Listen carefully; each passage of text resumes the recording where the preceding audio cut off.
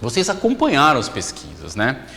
Praticamente todas elas davam o presidente, para presidente, né? Praticamente todas indicavam a vitória do Lula. Algumas, inclusive, no primeiro turno, né?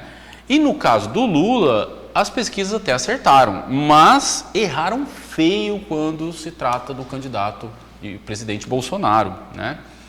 E aí, o que aconteceu, Simone? O que você acha que foi essas pesquisas aí que errou grosseiramente em vários aspectos, em vários números? Acho que nunca foi um erro tão grosseiro, né? Tanto que agora estava até pesquisando aqui, foi instaurada, foi aceita a CPI para... O Aras que queria fazer a CPI, o né? Marcos Valdo Podemos, né, do Espírito Santo, levantou aí a bola e já tem 29 assinaturas, que é 2 a mais do que precisava para instaurar essa CPI, quanto às pesquisas. Né? A gente estava até comentando aqui fora do ar que nas tratativas, às vezes, de apresentar o resultado da pesquisa, é que muitas vezes você usa aquela margem de erro para você, digamos assim, projetar.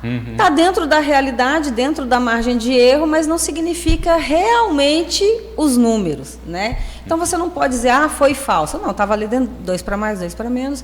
Mas na hora de divulgar, quer dizer, eu divulgo um exato e o outro eu divulgo na margem.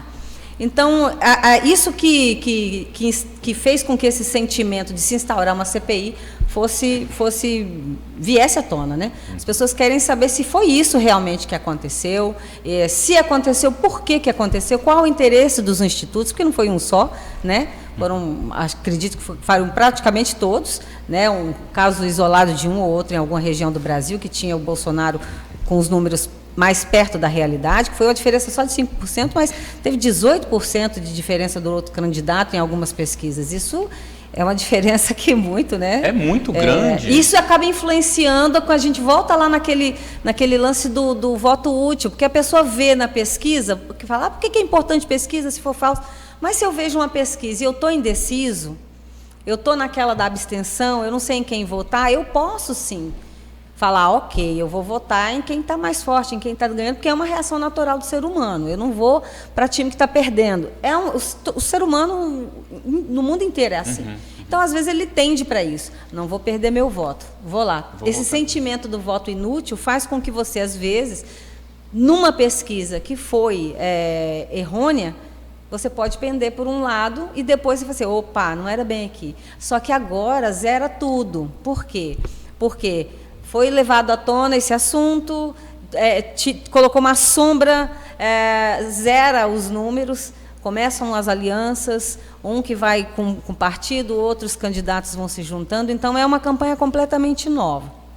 Então, agora o eleitor ele vai ter a chance de analisar os 2 candidatos, as 2 bases, e se todos formos inteligentes, vão analisar conforme o seu sistema de crença, os seus valores, seja qual for o candidato que vai escolher, isso aí não está em pauta.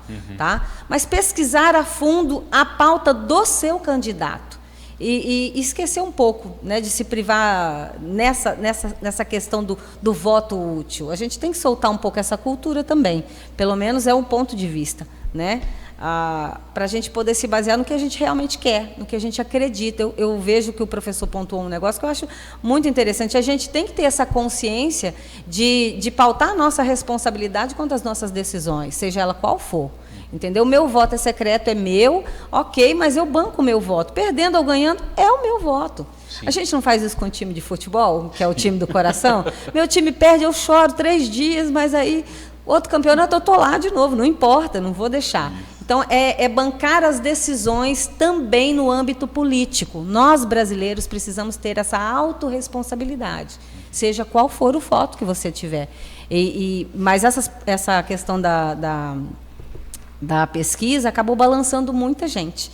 E muita gente agora está falando, peraí, eu não posso ir só nas pesquisas, eu tenho que começar... Despertou um pouco de consciência política também. Vai estudar um pouquinho o teu candidato. Exatamente, vai estudar um pouquinho mais a história dos dois, entendeu? E de quem apoia os dois.